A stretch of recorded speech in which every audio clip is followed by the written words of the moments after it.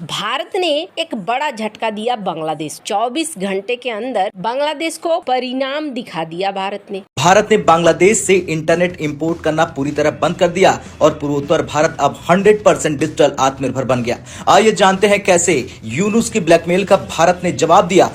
यूनुस ने भारत के north east को लैंड लॉक कहा था कि ये एक ऐसा इलाका है जो लैंड लॉक है और समंदर से यहाँ पहुँचने का एकमात्र रास्ता है और वो है बांग्लादेश। इन्होंने एक तरीके से इन 7 राज्यों को 7 सिस्टर्स कहते हुए एक अलग ही तरीके से घोषित करने की कोशिश करी। तो भारत ने इंटरनेट डिप्लोमेसी को पूर्ण रूप से आगे बढ़ाते हुए नॉर्थ ईस्टर्न इंडिया के लिए बांग्लादेश पर निर्भरता पूर्ण रूप से खत्म कर दी है। नॉर्थ ईस्ट इंडिया भारत के डोमेस्टिक फाइबर पर अब निर्भर करेगा और जो दूर दराज के इलाके हैं वहां पे सैटेलाइट के द्वारा इंटरनेट दिया जाएगा, यानी कि बांग्लादेश पर अब कोई निर्भरता की आवश्यकता कि जितने बायलैटरल डील्स हैं जो भारत के साथ साइन हुई हैं उनको कैंसिल कर दिया गया है। भारत का एक्शन ऐसा है जो अब इनको बड़ी चोट देगा और हर साल देगा।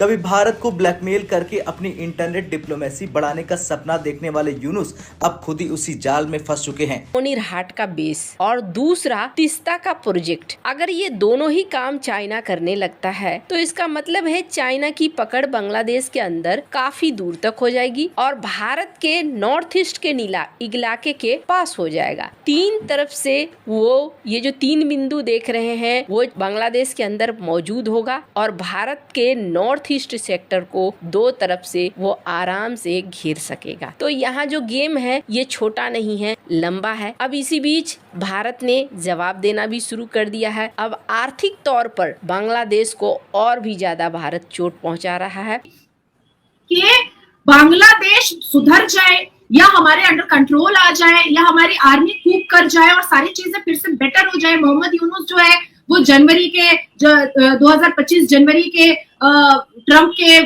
ओथ के बाद वो जेल चला जाए, लेकिन फिर भी बांग्लादेश का बंटवारा होना बहुत जरूरी है और एक हिंदुस्तान बनना बहुत जरूरी है, क्योंकि क्या पता फिर से कोई मोहम्मद यूनुस जैसा दलाल जो है आतंकवादियों का फिर से कोई जिंदा हो सकता है। भारत ने बांग्लादेश से इंटरनेट इंपोर्ट करना पूरी तरह बंद कर दिया और पूर्वोत्तर भारत अब 100% डिजिटल आत्मनिर्भर बन गया। दोस्तों, हाल ही में भारत ने बांग्लादेश की एक बड़ी साजिश का ऐसा जवाब दिया है कि उसकी कमर ही टूट गई और उसकी डिजिटल इकोनॉमी भी जमीन पर आ गई।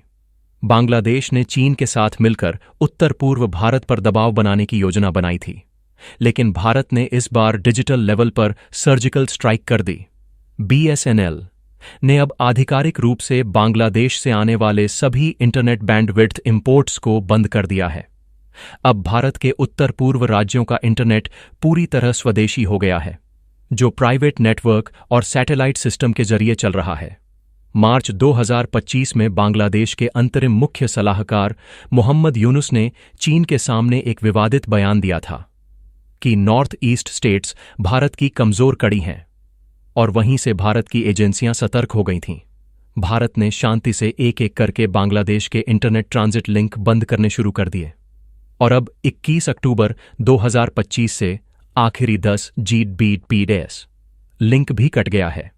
इस फैसले से बांग्लादेश की टेलीकॉम इंडस्ट्री को हर साल $5 से $10 मिलियन का सीधा आर्थिक नुकसान हो रहा है, जबकि भारत की निर्भरता अब 0। बांग्लादेश के कई शहरों में डिजिटल कारोबार ठप पड़ गया है, एक्सपोर्ट्स घट रहे हैं और नए स्टार्टअप्स बंद होने की कगार पर हैं। लेकिन भारत ने अपने नॉर्थ ईस्ट में 4G, 5G और सैटेलाइट आधारित नेटवर्क फैलाकर अपनी सबसे कमजोर स्थिति को सबसे बड़ी ताकत में बदल दिया है। ये सिर्फ कनेक्टिविटी नहीं, ये है भारत की डिजिटल स्ट्रैटेजी का मास्टर स्ट्रोक। अब पाकिस्तान और बांग्लादेश की मीडिया भारत पर डिजिटल आइसोलेशन के आरोप लगा रही है, लेकिन सच्चाई ये है कि भारत अब अपनी डिजिटल ताकत का असली इस्तेमाल कर रहा है। अगर आपको लगता है ये है असली डिजिटल सर्जिकल स्ट्राइक, वीडियो को लाइक करो, कमेंट करो, डिजिटल भारत जिंदाबाद और चैनल को सब्सक्राइब करो भारत की सच्ची आवाज के लिए। इस वीडियो में यूनुस ने भारत के नॉर्थ ईस्ट को लैंड लॉक कहा था कि ये एक ऐसा इलाका है जो लैंड लॉक है और समंदर से यहाँ पहुँचने का एकमात्र रास्ता है और वो है बांग्लादेश। इन्होंने एक तरीके से इन 7 राज्यों को सेवन सिस्टर्स कहते हुए एक अलग ही तरीके से घोषित करने की कोशिश करी। भारत कोई लैंडलॉक कंट्री नहीं है, भारत के पास बहुत बड़ा समंदर का तटीय इलाका है। फिर बांग्लादेश को ऐसा कहना, इसका क्या मतलब है? यूनुस और यूनुस के आजू बाजू में माथे पर बैठे हुए जो लोग हैं, वो लोग नॉर्थ ईस्ट के ऊपर बहुत ज्यादा फोकस रख रहे हैं। इनके दिमाग में जो खिचड़ी पक रही है, वो खिचड़ी सिर्फ जुबान पे नहीं आ रही है, बल्कि उस खिचड़ी पर ये काम भी कर रहे हैं। सरकार गई और उसके बाद से जो भी एक्टिविटी हो रहा है, वो एक्टिविटी भारत के खिलाफ ही हो रहा है और सिर्फ ऐसा लग रहा है जैसे बांग्लादेश किसी लड़ाई की तैयारी कर रहा है। स्क्रीन पर द क्रेडल का एक आर्टिकल देखिए। हमने इसके बारे में आपको बताया था कि तुर्की के साथ इनके संबंध बढ़ रहे हैं और न सिर्फ संबंध बढ़ रहे हैं, बल्कि तुर्की से ये साइपर एयर डिफेंस सिस्टम को लेकर भी बातचीत कर रहे हैं। इसके अलावा बारकतार TB2 ड्रोन, TRG-300 मिसाइल्स ये खरीदने की ये बात कर रहे हैं। जिस देश में गरीबी है, रोजगार को दिक्कतें हैं, वहाँ पर इस वक्त डिफेंस सिस्टम खरीदा जा रहा है। किसका डर है इन्हें? म्यांमार का डर है या भारत का डर है, या फिर ये खुद किसी के लिए मुसीबत बनना चाहते हैं? खैर, एक सामरिक तैयारी इधर चल रही है। चलो, एक तरफ समझा कि अपने आप को मजबूत रखना चाह रहे हैं ये, दूसरी तरफ ये देखने को मिल रहा है कि इनके जो एडवाइजर हैं, इन्होंने एक फेसबुक पोस्ट डाला। ये जो बंदा आपको देखने को मिल रहा है, आसिफ महमूद सोजी भुइया, ये सलाहकार हैं यूनुस के। इन्होंने 14 समझौते गिनाए। इन्होंने फेसबुक पर एक पोस्ट डाला था और उसमें कहा था कि भारत के साथ 14 समझौते हुए, लेकिन 10 समझौते हम रद्द कर रहे हैं भारत के साथ। त्रिपुरा चटगांव रेल लिंक, फेनी नदी जल प्रबंधन, अदानी बिजली आयात, ये सारा कुछ। कैप्शन में क्या लिखा था? हसीना सरकार के दौरान भारत के साथ हुए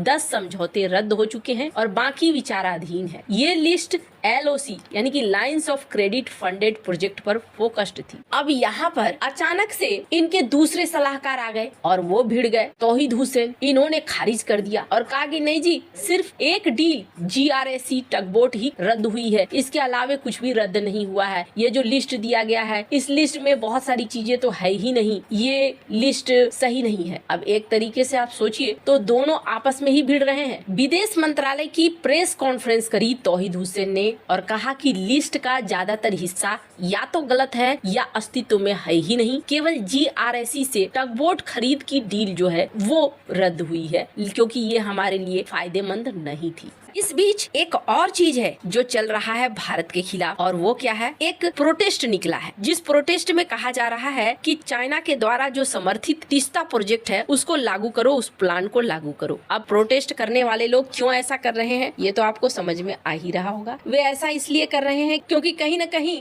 ऐसे प्रदर्शनों के पीछे चाइना जैसी शक्तियां भी होती हैं, भारत विरोधी शक्तियां भी हैं। अब ये जो प्लान है, ये प्लान बहुत खास है और आपके मन में अगर आ रहा है कि क्या हुआ, एक प्रोजेक्ट भारत नहीं ही करेगा तो कौन सा भारत के ऊपर इकोनॉमिक पहाड़ टूट पड़ेगा। बैरेज का एक निशान दिख रहा है, कहाँ पर बनेगा ये बैरेज, लेकिन जहाँ पर ये बैरेज बन रहा है उससे सिलीगुड़ी कॉरिडोर काफी नजदीक है। एक तो लालमोनीर हाट का बेस और दूसरा तीस्ता का प्रोजेक्ट। अगर ये दोनों ही काम चाइना करने लगता है तो इसका मतलब है चाइना की पकड़ बांग्लादेश के अंदर काफी दूर तक हो जाएगी और भारत के नॉर्थ ईस्ट के इलाके के पास हो जाएगा। तीन तरफ से वो ये जो 3 बिंदु देख रहे हैं वो बांग्लादेश के अंदर मौजूद होगा और भारत के नॉर्थ ईस्ट सेक्टर को 2 तरफ से वो आराम से घेर सकेगा। तो यहाँ जो गेम है ये छोटा नहीं है, लंबा है। अब इसी बीच भारत ने जवाब देना भी शुरू कर दिया है। अब आर्थिक तौर पर बांग्लादेश को और भी ज्यादा भारत चोट पहुंचा रहा है। हालांकि भारत ये अपने लिए भी फायदे को देखते हुए कर रहा है। जैसे भारत ने बांग्लादेश से अब इंटरनेट बैंडविड्थ खरीदना बंद कर दिया है। पहले बांग्लादेश से इंटरनेट बैंडविड्थ खरीदा जाता था जो सबमरीन केबल है वहां से, और फिर इसे नॉर्थ ईस्ट के राज्यों को दिया जाता था। लेकिन ये कोरोना काल में देखा गया था डिस्टर्ब हुआ था, जिसके बाद भारत ने प्लान उसी समय से शुरू कर दिया था और अब ये कैंसिल कर दिया गया। 21 अक्टूबर 2025 की रात को 12 बजे BSNL ने बांग्लादेश सबमरीन केबल के साथ अपने आखिरी 10 गीगाबाइट्स पर सेकेंड बैंडविड्थ लिंक को डिस्कनेक्ट कर दिया और अब भारत का BSNL नॉर्थ ईस्ट के इलाकों में इंटरनेट प्रोवाइड कर रहा है। बांग्लादेश को जो इनकम होता था वो इनकम भी इससे बंद होगा। जो करीब 5.46 करोड़ सालाना होता था उसे बंद कर दिया गया। और सबसे बड़ी बात ये है कि सुरक्षा के दृष्टिकोण से ये भारत के लिए बहुत जरूरी था।